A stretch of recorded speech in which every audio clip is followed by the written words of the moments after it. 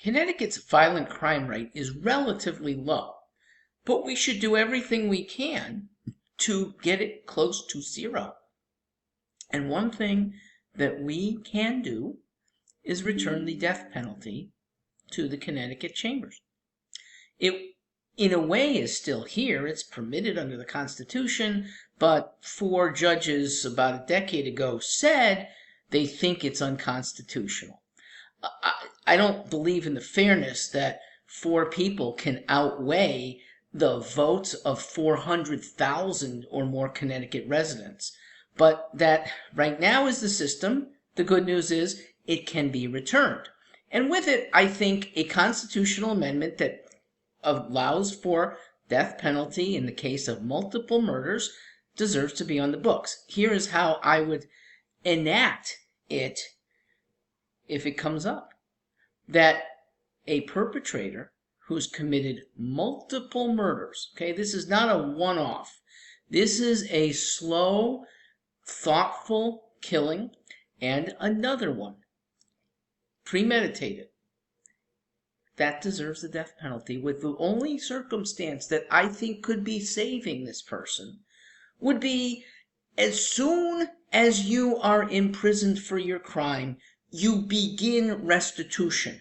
That might be from your prison cell or the prison library. Hard to do good work that's really remunerative, but get going on something, okay? There are police forces who could use the extra set of eyes that maybe a person who's found God would like to use to deter future crimes. There are squads that could maybe use an infiltrator, an imposter, to get into sex rings and bust them all down. That's something that's available within the first few days of imprisonment.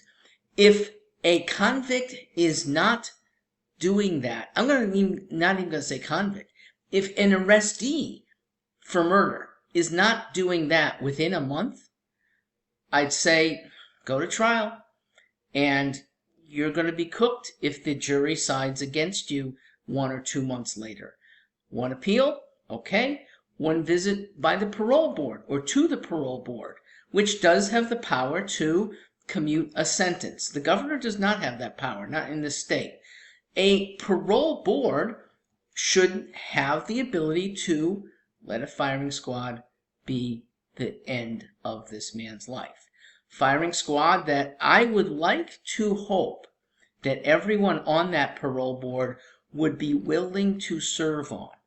And I do have some concerns that the current makeup of Connecticut's parole board might be too rehabilitative. Look at their bios. With only one exception, you see therapist, rehabilitation, judiciary expertise. Those are professionals in the recovery elements.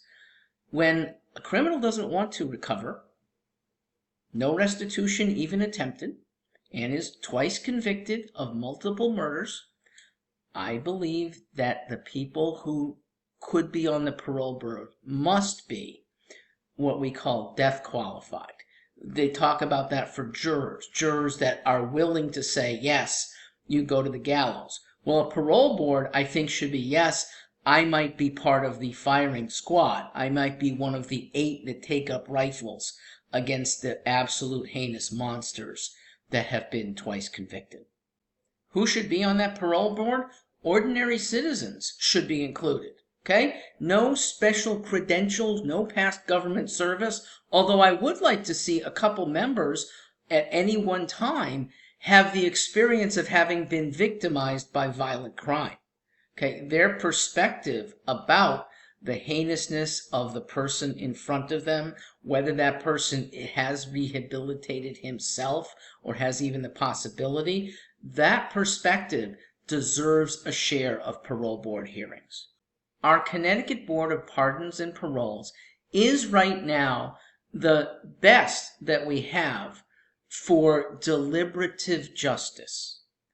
Having all the possible tools, the remedies for justice, including a death penalty that likely deters future crime, very likely, deserves to be in play.